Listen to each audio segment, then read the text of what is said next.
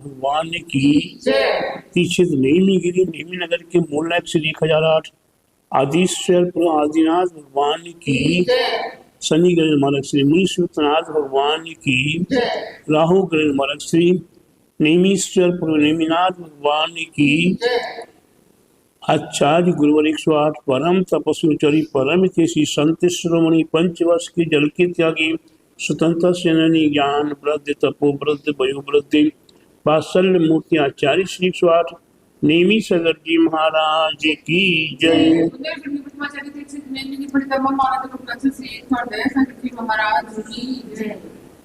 भव्य आत्माओं, जैसा कि आप जानते हैं कि हमारे आपके जीवन में, जगत संसारी प्राणियों के जीवन में अनेकों प्रकार से संकट आपदाएं विपदाएं उत्पन्न हुआ करती हैं।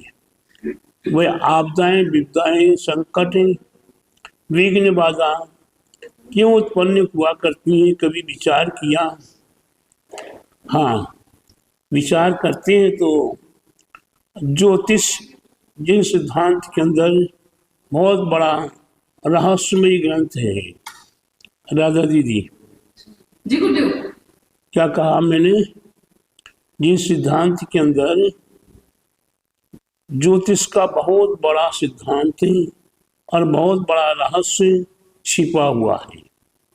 ज्योतिष के अंदर हमारे आपके लिए जन्म पत्री आदि को जानने से हमें पता प्राप्त होता है। कोई राहु ग्रह से परेशान है, कोई केतु ग्रह से परेशान है, कोई सूर्य चंद्र बुध मंगल बृहस्पति केतु शनि आदि ग्रहों से परेशान है। ये ग्रह अपने आप में कुछ नहीं करते हैं। जब हमारे तीव्र पाप कर्म का उदय आता है, ऐसी अवसर पर यह ग्रह हमारे लिए दुख देने में समर्थ हो जाते हैं। ऐसे ग्रह राहु ग्रह सूर्य ग्रह के माध्यम से हमें यश कीर्ति मान सम्मान प्रतिष्ठा प्राप्त हुआ करती है। और जब सूर्य ग्रह अरिष्ट हो जाता है तो हमारे जीवन में दुख तकलीफ आपदाएं विपदाएं यश कीर्ति मान सम्मान प्रतिष्ठा सभी समाप्त होने लगता है।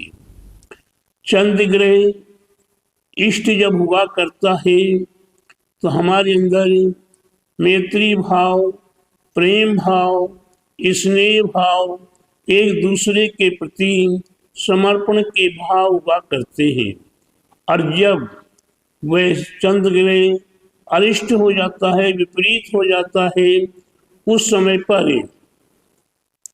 हमारे आपके जीवन में विरोध विवाद आपस में एक दूसरे के प्रति द्वेष भाव और यहाँ तक कि एक दूसरे के प्रति बैर भाव के भाव उत्पन्न होने लगते हैं। ये सूर्य चंद्र ग्रह जब अरिष्ट होता तब मंगल ग्रह इष्ट होने पर हमारा शरीर इष्ट पुष्ट तंदुरुस्त रहा करता है। मंगल ग्रह सही हो तो हमारे लिए जमीन जायदाद आदि के संबंध में अनेकों प्रकार से सहयोग आगे से आगे प्राप्त हुआ करते हैं। और जब मंगल ग्रह अरिष्ट हो जाता है विपरीत हो जाता है, उस समय पर बिजू भाई उस समय पर हमारे आपके जीवन में बीमारियां संकट दुर्घटना पेट प्रॉब्लम रक्तक्षय आदि की समस्या खड़ी हो जाती है। और वही मंगल ग्रह और ज्यादा अरिष्ट हो तो भाई भाई में जमीन जायदाद के झगड़ों से झगड़े होने लगते हैं। जमीन कहीं खरीदी है, पैसा दिया है, लिखा पढ़ी होने में तकलीफ हो रही। जमीन हमारी है किसी ने हमारी बिगड़ बताई लिखा पढ़ी करा ली, आदि आदि नाना प्रकार के जमीन जायदाद के विषय में नाना प्रकार के संकट उत्पन्न होना शुरू होते हैं। ये कैसे? मंगल ग्रह जब आपका विपरीत हो, जिसे मंगल ग्रह अरिष्ट कहते हैं। प्यारे बंधुओं, इसी प्रकार से बुध ग्रह हमारी बुद्धि को हनन करने में समर्थ हो जाता है। बुध ग्रह सही हो, हर कार्य का निर्णय अपनी बुद्धि से विवेक से लिया जाता है। गुरु ग्रह जब इष्ट हो तो आपके लिए शासन करने में, अधिकार करने में सहायक हुआ करता है। और जब गुरु ग्रह आपका विपरीत हो जाए तो वह सबसे ज्यादा खतरनाक होता है। आपके हर कार्य विपरीत होना शुरू हो जाते हैं, हर कार्य हर निर्णय आपके विपरीत होना शुरू हो जाते हैं। और जहाँ जिसको भी आदेश करेंगे वही आपको धोखा देने में कारण बना करता है। शुक्र ग्रह जब इष्ट हुआ करता है, शुक्र ग्रह आपका सहायक हुआ करता है, उस समय पर आपकी जीवन में काम विकारों की बाहुल्यता हुआ करती है। शुक्र ग्रह जब इष्ट हो तो आपकी शादी में, विवाह में, आपके पति पत्नी में नाना प्रकार के प्रेम और व्यवहार अच्छे हुआ करते हैं। और जब शुक्र ग्रह अरिष्ट हो जाता है, विपरीत हो जाता है, तो पति पत्नी में आपस में विवाद विरोध होना शुरू हो जाते हैं और एक दूसरे के प्रति महिलाओं के द्वारा नाना प्रकार के संकट उत्पन्न होने लगते हैं। और उसकी प्रांत शनि ग्रह, शनि तो प्यारे बंधु सभी जानते हैं शनि बहुत खराब होता है, लेकिन प्यारे बंधु अगर आपको शनि इष्ट है, अच्छा है, तो आपको कंगाल से भी राजा बनाने में समर्थ हो जाता है। और वही शनि ग्रह आपके लिए घर में कुछ नहीं था, पहनने के लिए कपड़े का भी साधन नहीं था, उस समय पर वह आपका शनि ग्रह विपरीत चल रहा था। और जब शनि ग्रह इष्ट हो जाता है, अच्छा हो जाता है, तो प्यारे बंधु आपके जीवन में कपड़े जैसी फैक्ट्री भी आपको प्राप्त हो जाती है और आपको कपड़े एक नहीं अनेकों प्रकार के साधन सुसाधन प्राप्त होना शुरू हो जाते हैं। ऐसे प्यारे बंधु सुसाधनों को प्राप्त करने के लिए शनि ग्रह रंग को राजा बना देता है और राजा को रंक बना देता है। प्यारे बंधुओं, इसी प्रकार से राहु ग्रह, जब राहु ग्रह आपके जीवन में विपरीत हो जाए तो वह राहु ग्रह आपके जीवन में उदर बीमारियां, गुप्त रोगों की बीमारियां उत्पन्न होने लगती है, रक्त क्षय होने लगता है, धातु क्षय होने लगती है। और प्यारे बंधु अगर वह इष्ट हो जाए तो आपके शरीर को इष्ट पुष्ट तंदुरुस्त करने में समर्थ हो जाती है। ठीक केतु ग्रह हमारे आपके जीवन में जब केतु ग्रह विपरीत हुआ करता है, वह केतु ग्रह हमारे आपके जीवन में नाना प्रकार से आपदाएं विपदाएं अनेक श्रेय की पता ही नहीं चलता कि कौन सी बाधा कहाँ से कैसी आ गई। और जब शुक्र आपके केतु ग्रह इष्ट हो जाता है तो आपकी बड़ी से बड़ी समस्या का भी समाधान कब कहाँ से कैसे पूरा हो जाता है यह पता भी नहीं चलता है। इस प्रकार से 9 ग्रह हुआ करते हैं। अब इन 9 ग्रहों के लिए जैन सिद्धांत में हमारे भद्रबाहु आचार्य हुए हैं। भद्रबाहु आचार्य ने एक नवग्रह स्तोत्र लिखा हुआ है। इस नवग्रह स्तोत्र की आराधना करने से सभी ग्रह अपने आप ही इष्ट हुआ करते हैं और उसी नवग्रह स्तोत्र के माध्यम से हमारे पूर्व आचार्यों ने, जिन आचार्यों ने हमें 9 प्रकार की आराधनाएं बताई हुई हैं। सूर्य ग्रह के लिए पद्म प्रभु की आराधना बताई हुई है राजा दीदी। जी गुरुदेव। सूर्य ग्रह की आराधना करने के लिए हमें पद्म प्रभु की आराधना, चंद्र ग्रह के इष्ट करने के लिए, चंद्र ग्रह को ठीक करने के लिए हमें चंदा प्रभु की आराधना, मंगल ग्रह के इष्ट करने के लिए वासुपुज भगवान की आराधना, बुध ग्रह की आराधना करने के लिए महावीर आदि 8 भगवान की आराधना, गुरु ग्रह को इष्ट करने के लिए, गुरु ग्रह को इष्ट करने के लिए हमें आदिनाथ भगवान आदि 8 भगवानों की आराधना, शुक्र ग्रह को इष्ट करने के लिए, शुक्र ग्रह को सही करने के लिए उस दंत भगवान की आराधना, शनि ग्रह को इष्ट करने के लिए, शनि ग्रह को सही करने के लिए हमारे तीर्थंकर मुनि शिवितनाथ भगवान की आराधना, और राहु ग्रह को ठीक करने के लिए हमें नेमिनाथ भगवान की आराधना, शुक्र ग्रह की आराधना करने के लिए हमारे आचार्यों ने, शुक्र ग्रह की आराधना करने के लिए हमारे आचार्यों ने मल्लीनाथ भगवान की और पार्श्वनाथ भगवान की आराधना, इस प्रकार से 9 प्रकार के ग्रहों को इष्ट करने के लिए हमारी 9 प्रकार की पूजाएं, ये पूजा कोई अलग से पूजा नहीं है, इन पूजाओं में कोई अलग से कोई मंत्र नहीं है।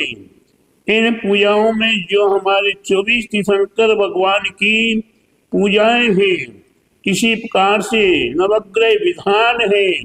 इस नवग्रह विधान में 24 तीर्थंकर भगवान की पूजाएं अलग अलग बताई हुई हैं। आप उन पूजाओं को भी करेंगे तो भी आपके जीवन में आनंद की प्राप्ति होगी, और आप जहाँ कहीं जो जिस सिद्धांत में अलग अलग पूजाएं लिखी हुई हैं, उन्हें पूजाओं की आराधना करेंगे तो आपके जीवन में पूजिता की प्राप्ति होगी। जिनेंद्र भगवान की पूजा हमारे लिए इस भाव में भी पर भाव में भी कार्यकारी हुआ करती है, और जिनेंद्र भगवान की पूजा के लिए हमारे आचार्यों ने कहा है, दाना पूजा चेती गृहस्थानाम, दान देना और पूजा करना, दान देना और पूजा करना ये गृहस्थ लोगों का विशेष रूप से कर्तव्य है। आप सभी गृहस्थ हैं। गृहस्थ का तात्पर्य है ये घर परिवार में निवास कर रहे हैं, ये परिवार के साथ में निवास कर रहे हैं, उनके लिए गृहस्थ कहाँ है। उन्हीं गृहस्थों में उन्हीं के लिए श्रावक की भी पदवी कही हुई है। ये श्रद्धावान होते हैं, विवेकवान होते हैं और क्रियावान होते हैं, उन्हें श्रावक कहा है। श्रद्धावान हमें किसी गुरु ने बताया कि आपको वासुदेव भगवान की पूजा करनी है, आपको मल्लीनाथ की पूजा करनी है, आपको पार्श्वनाथ की पूजा करनी है, आपको आदिनाथ की, आपको अजितनाथ की, आदि आदि जो पूजा बताए उस पर पूर्ण श्रद्धा करके, किस पे श्रद्धा? अपने देवादि देव, अपनी माँ जिनवाणी और अपने सामने मौजूद है गुरु महाराज हैं, तो देव सात गुरु पर हमने श्रद्धा की विश्वास किया तो प्यारे बंधु हमारे जीवन का उत्थान हो गया। इस प्रकार से श्रद्धा में विवेकवान विवेक पूर्वक का हर कार्य किया जाए। हर कार्य कैसे किया जाए? विवेक पूर्वक, हड़बड़ी नहीं करना, जल्दी जल्दी नहीं करना, धीरे धीरे चींटी की चाल नहीं चलना, हमें जिस प्रकार से विधि बताई हुई है उस विधि को न छोड़ते हुए और उस विधि में अपनी ओर से कुछ अधिक जोड़ते हुए भी नहीं करना, न कम करना है न अधिक करना है। उस विधि को गुरु के अनुसार जैसे गुरु ने बताया तो उसे विवेक पूर्वक करना चाहिए। और क्रिया क्रिया में आपकी सामग्री, ये पूजा की सामग्री हुआ करती है, विधान की सामग्री हुआ करती है, अनुष्ठान की सामग्री हुआ करती है। उस सामग्री को, पूर्ण सामग्री को एकत्रित करें, अपूर्ण सामग्री के साथ अति विवेक पूर्वक क्रिया पूर्वक हम क्रिया में किसी भी प्रकार से कोई लापरवाही ना करे। तो प्यारे बंधु हमें श्रद्धावान बने, विवेकवान बने और क्रियावान बने। तो ये हमारे आपके जीवन में एक रहस्यमयी पूजा के विषय में बताया है। ठीक उसी प्रकार से दान, राजा दीदी, दान बताया है। दानम दुर्गति नाशिनम, दान कितने प्रकार का होता है? 4 प्रकार का दान हुआ करता है। आहार, औषध, अभय और ज्ञान या उपकरण। इस प्रकार से हमें दान के 4 प्रकार के भेद बताए हुए हैं। इन 4 प्रकार के भेदों को हम स्वीकार करते हुए आहार दान हम स्वाद्रव्य स्वहस्त से दान देने का पूर्ण भाव बनाएं। इसी प्रकार से औषधि, शुद्ध सात्विक प्रासुक पवित्र द्रव्य हमें लेकर औषधि बनाकर बीमार व्यक्ति को या बीमार साधु आदि को दे तो वह औषध दान है। अभय दान है, किसी जीव को कष्ट न होने पाए, किसी जीव को कष्ट हो रहा है उसके कष्टों का निवारण करना चाहिए, इसी अभयदान कहते हैं। अगर कोई जीव मरने वाला है और उसे मरने से बचाना और बचा नहीं पाए तो अंतिम समय तक उसे पंच नमस्कार महामंत्र का स्मरण कराए, वह अभयदान है। और ज्ञान दान है, ज्ञानम हमारे आपके जीवन में जहाँ तहाँ तार देखो, पार के उतार देखो, सुख विस्तार देखो, यही जिन वाणी माँ है। यह जिनवाणी माँ हमें इसका दान किसके लिए देना चाहिए? अपने परम श्रेष्ठ गुरुजनों को ज्ञान दान देना चाहिए। और हम गुरुजनों ने जो ग्रंथ लिखे हैं, राधा दीदी, गुरुजनों ने जो ग्रंथ लिखे हुए हैं उन्हीं ग्रंथों को छपवाने का, उनके संरक्षण करने का, उनके संवर्धन करने का और उसके प्रचार प्रसार का हमारे श्रावकों की जिम्मेदारी होती है। और श्रावक गण ऐसी जिनवाणी को छपवा करें, जन जन तक पहुंचाने का प्रयास करें। वो अपनी ओर से अलग से कुछ नहीं कर रहे, वे गुरु वाणी को, गुरु उपदेशों को, गुरु निर्देशों को वे जन जन तक पहुंचाने में समर्थ हो रहे हैं। तो प्यारे बंधु, जो इस प्रकार से करेगा उसके जीवन में अवश्य महान महान ज्ञान की प्राप्ति होगी। ऐसे ज्ञान की प्राप्ति करने के लिए ज्ञान दान एवं उपकरण दान, हमें पिछी देना, कमंडल देना, शास्त्र देना और भी जो साधु के तप त्याग साधना में कार्यकारी हो उसे देना उपकरण दान है। इस प्रकार से प्यारे बंधुओं, आप अपने जीवन में महान साथी से पुण्य को प्राप्त करने के लिए साधुओं को आहार दान आदि दें और उसके साथ साथ अपने जीवन में जो श्रद्धावान विवेकवान क्रियावान है, यह आपको श्रावकों को बनना है और श्रद्धा पूर्वक आप अवश्य संपूर्ण कार्यों को करेंगे तो आपका जीवन अवश्य ही पुण्यमय होगा।